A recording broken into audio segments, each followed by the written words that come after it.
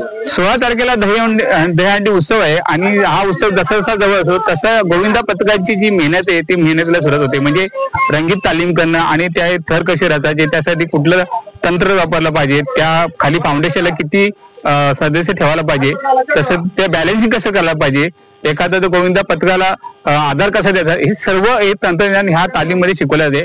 आणि आपण पाहू शकता माझ्या पाठीमागं ही तालीम सुरुवात आहे आणि ह्या तालीममध्ये तुम्हाला थर पाहू शकता, हे थर कसे रचले जातात आणि खरी ही मेहनत असते. पण जो तंत्र वापरले ती जे थर रचलेले ते थर कसे रचले ते तंत्रज्ञानात लक्षात ठेवून आणि ह्या तालीमनुसार आपल्याला ते 16 तारखेला हे संपूर्ण गोविंदा पथकाची ती मेहनत आहे ती पाहायला मिळते.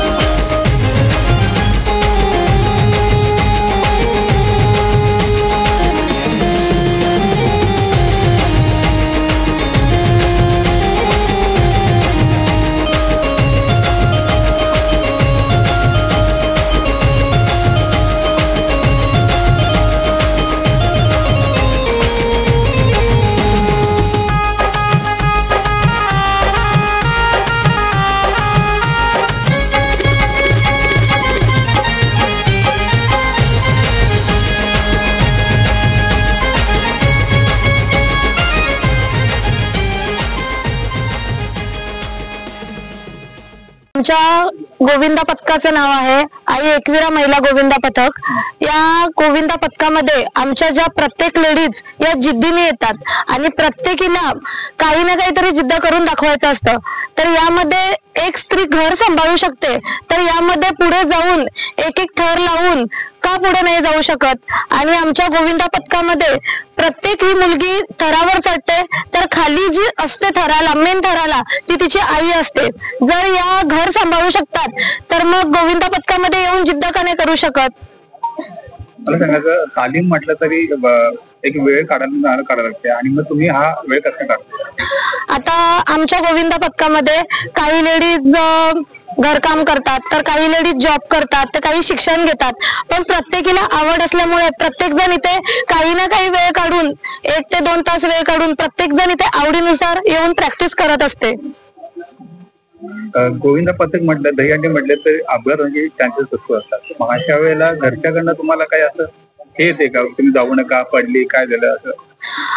आमच्या गोविंदा पथकाकडून आम्हाला एवढं विश्वास दिलेला आहे की तुम्हाला कुठल्याही प्रकारची इजा होणार नाही आणि आम्हाला प्रत्येक गोष्टीमध्ये सपोर्ट करण्यासाठी मुलांचा सपोर्ट असतो। त्याच्यानंतर आमच्या आई किंवा आमच्या अजून कोणी असतील ते आम्हाला सपोर्ट करत असतात। त्याच्यासाठी आम्हाला इथे आमच्या गोविंदा पथकाने मॅट्स अवेलेबल केलेले आहेत की आम्हाला इजा होणार नाही यासाठी।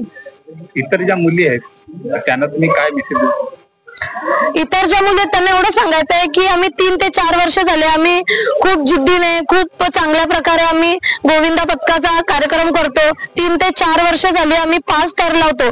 यावर्षी नक्कीच आम्ही 6 थर लावण्याचा प्रयत्न करू आणि जास्तीत जास्त लेडीज या गोविंदा पथकामध्ये येतील अशी माझी सगळ्यांना विनंती आहे। तुम्ही जिल्ह्यामध्ये आतापर्यंत कुठे केलेले? आम्ही वाडा तालुक्यामधल्या प्रत्येक ठिकाणी आम्ही हंडीचे चांगल्या प्रकारे सलामी देऊन त्याच्यानंतर थर वगैरे लावून प्राइज मिळवलेले आहेत। त्याच्यानंतर आम्ही वाशिन, पोशेरी, भिवंडी, कुडूस या ठिकाणी जाऊन चांगल्या प्रकारे सलामी देऊन आणि हंडी फोडून सुद्धा प्राइज मिळवलेले आहेत। आतापर्यंत किती थराची तुम्ही हंडी हे केली?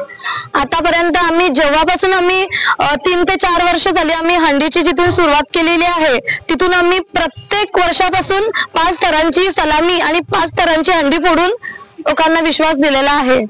यावर्षीचं काय तुमचं ध्येय? यावर्षीचं आमचं ध्येय असं आहे की जेवढ्या महिला जास्तीत जास्त येतील तर आम्ही 6 थर नक्कीच लावण्याचा प्रयत्न करू आणि आमचं स्वप्न पूर्ण करू। दहीहंडी उत्सवात तुम्ही कशी काळजी घ्या? दहीहंडी उत्सवात आम्ही काळजी अशी घेऊ की प्रत्येक महिला आमची आई, बहीण, त्याच्यानंतर कोणी आमचे नातेवाईक आहेत तर याच्यामध्ये कोणालाही इजा होणार नाही किंवा प्रत्येक जण प्रत्येकाला सांभाळू शकेल। कोणालाही पहिल्या दिवसापासून प्रॅक्टिस पासून ते हंडीच्या शेवटपर्यंत कोणालाही काही प्रॉब्लेम होणार नाही अशी आम्ही काळजी घेऊ।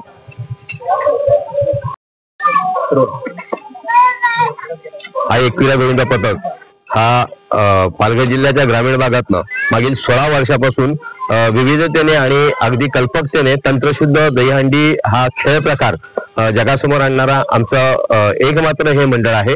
तर 16 वर्षापासून जेव्हा इतिहास आम्ही सांगत गेलो तर जवळपास पहिले 4 लावणं, 5 लावणं, त्याच्यानंतर 6 लावणं, 7 लावणं, 3 एक्चुअल लावणं आणि त्याच्यानंतर या पंचक्रोशीतला इतिहास जो घडवला गेला 8 लावण्याचा, तो इतिहासही आई एकविरा गोविंदा पथकाने केला।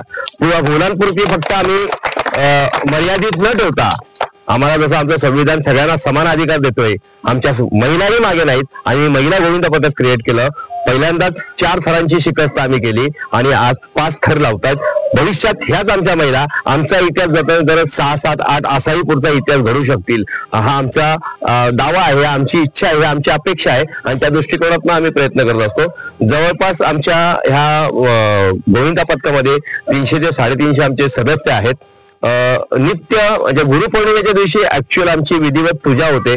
सगळे पूजा केल्यानंतर आमचं ऑफिशियली उद्घाटन होते प्रॅक्टिसचं, ते 3 दहीहंडीच्या क्षणापर्यंत। म्हणजे किती संकट येऊ, किती पर्जन्यवृष्टी असो, वादळ असो, वारा असो, काही संकट असो, एखाद्याच्या घरी दुःखाचा क्षण असेल तरी इथे ऍबसेंटीला परमिशन नाहीये। कारण का एक क्षण एक जरी मोमेंट कमी झाला तरी तो धोकादायक राहतो बाकी सगळ्या संघटनाला। कारण का संघ ही शक्ती आहे आणि टीम म्हणून सगळेजण एकत्र येतात आणि सांगताना अभिमान वाटते की या पंचक्रोशीत खऱ्या अर्थाने तंत्रशुद्ध दहीहंडी कोणी दिली तर ते one and only I Ekvira मंडळ हेच आहे।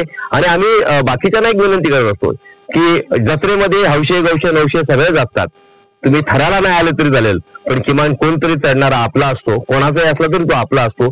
धराला या. आम्ही जो काही इतिहास करतोय तो नावासाठी अजिबात आमचा इतिहास नाही. आमचा इतिहास आहे या गावाची परंपरा जपण्यासाठी, या गावाचं अस्तित्व जपण्यासाठी, गावाचं नाव जपण्यासाठी आणि गावाचं नाव पंचक्रोशीत वाढवण्यासाठी. हा एक वेळा गोविंदा पथकाचा हा एक मोठा आहे की आम्ही जो काही करतो तो अजिबात नावासाठी नाही, गावाचा नाव इतिहासात नोंदवण्यासाठी या दृष्टिकोनाचा प्रयत्न करतोय. विशेष म्हणजे ग्रामीण भागात असतानाही आम्ही आमच्या गोविंदा पथकातल्या गोविंदांना इन्शुरन्स क्रिएट करतो, कारण का कोणाला दुखापत कधी येईल सांगून येत नाही. आणि जर क्षुल्लक काही झाली तरी गोविंदा पथकातील सगळे सदस्य तिथे हेल्पिंग हँड देत असतात. म्हणजे तो जो पडला किंवा दुखापत झाली तो मी पडलोय अशा भावनेने प्रत्येकाची भावना असते. आणि म्हणून आज 16 वर्ष झालं या मंडळातला एकही मुलगा इकडे तिकडे जात नाही, उलट इनकमिंग आमच्या नेहमी चालू आहे. आणि हे एकमात्र मंडळ आहे की भारतीय संविधान जे म्हणते सगळ्या जाती धर्माच्या लोकांनी एकत्र यावे आणि एकात्मतेचं प्रतीक असावं. तर मला सांगताना आनंद वाटतोय की माझ्या बाजूला उभे असलेले सगळे हिंदू आहेत, मी बौद्ध आहे, आमच्यात खांदा द्यायला मुसलमान असतो, आमच्यात अजून एक हेल्पिंग हँडला जैन असतो. अशा सगळ्या जाती धर्माची पोरं एकत्र येतात आणि निधर्मी आणि सगळ्या सांप्रदायिक एकतेचं प्रतीक आई एकविरा मंडळ आहे. अशा शक्यतो घटना फार कमी मंडळात बघायला भेटतात आणि म्हणून आई एकविरा मंडळ ह्या पंचक्रोशीतलं आगळं वेगळं आणि जगा वेगळं मंडळ ठरते. या खेळासंदर्भात आपली मागणी काय असणार सरकारकडे? एका बाजूला युवक व सेवा संचालनालय क्रीडा विभागाने या खेळाला म्हणजे अगदी खेळ म्हणून मान्यता दिलेली आहे.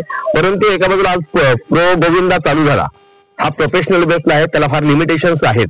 परंतु जशा काही आट्यापाट्या हे खेळ जे पारंपरिक खेळ होते त्यांना आणला. जो शालेय गटातनं कदाचित लहान मुलांचा गट असेल पण तुम्हाला 17 किंवा 19 या वयोगटाला शालेय स्तरावर जर गोविंदा दहीहंडी पथक म्हणजे दहीहंडी स्पर्धा चालू केली तर आज जी मुलं दहीहंडीमध्ये वेळ देतात ज्यांच्या पालकांचा नकार असतो जाऊ नका रे, पण जसं की जिल्हा विभाग राज्य राष्ट्रीय स्तरावर जर स्पर्धा झाली तर ह्या मुलांना त्याचा बेनिफिट त्यांच्या अभ्यासातही मिळतो. जो पालकांची ओरड असते की दहीहंडी संध्याकाळी प्रॅक्टिसला जाऊ नको अभ्यास आहे, तर तेव्हा पालकांचा समज होईल तू पहिल्या दहीहंडीत जा, तुम्हीच जिंकणार आहात, तुला ते कुठेतरी बोर्डात मिळणारे 10 मार्क 15 मार्क 20 मार्क मिळणारे. याच्यातनं हा खेळ अजून जोपासला जाईल शालेय स्तरावर आणि जसं राष्ट्रीय स्तरावर मेडल मिळाले तर नोकरीच संधी मिळते. अशा काही संधीही या मुलांना मिळू शकतील. म्हणून शासनाकडे आमची मागणी असेल, क्रीडा विभागाकडे मागणी असेल की ह्या खेळाला शालेय स्तरावर इन्क्लूड करा जेणेकरून तरुणांची याच्यामध्ये इन्व्हॉल्वमेंट वाढेल. Subscribe for more content.